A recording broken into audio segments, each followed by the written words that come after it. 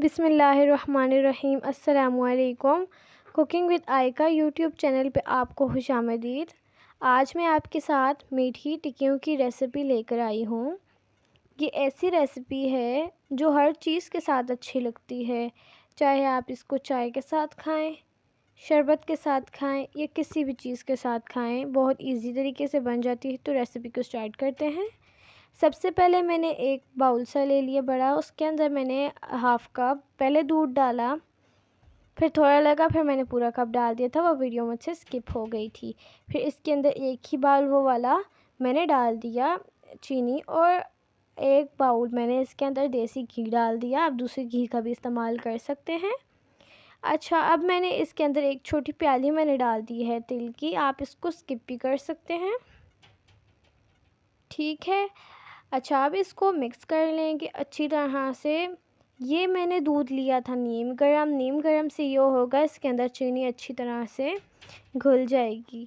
फिर मिक्स करने के बाद अच्छी तरह मैं इसके अंदर जो बाउल से मैंने चीनी लिए थे, उसी बाउल से मैंने उसी क्वांटिटी से मैंने ले लिए मैदे के 2 बाउल, और पहले इनको हैंड विस्कर की मदद से करूँगी मिक्स, और बाद में हाथ की मदद से।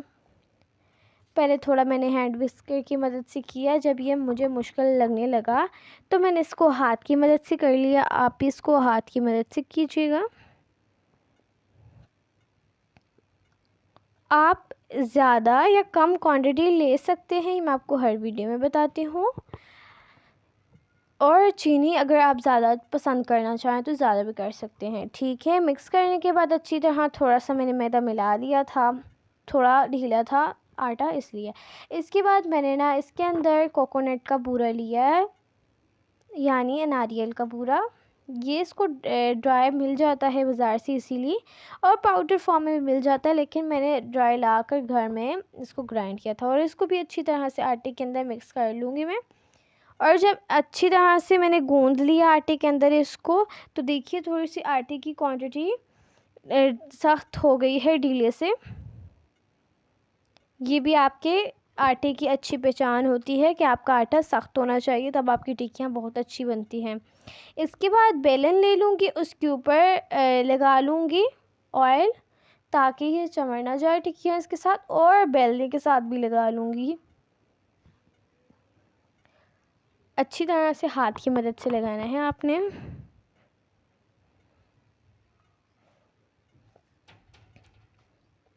तो अब मैं इसको रेस्ट के लिए जब छोड़ा था मैंने 5 मिनट के लिए, उसके बाद भी आटा और भी ज़्यादा अच्छा हो गया। इसके बाद मैंने इसका एक बड़ा सा पेड़ा ले लिया। इसको अब मैं बेल लूँगी बेलन की मदद से। इसमें आप खुश्का नहीं लगा सकते, वो थोड़ा सा आपकी टिक्कियाँ जो है ना वो थोड़ी सी बुरी बुरी बन जाएंगी।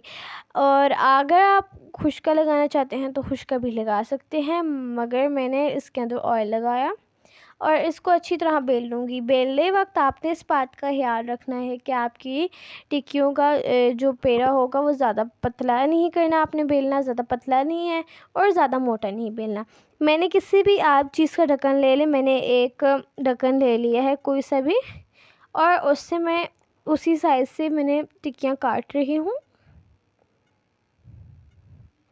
ठीक है। टिक्कियाँ मैंने काट ली हैं।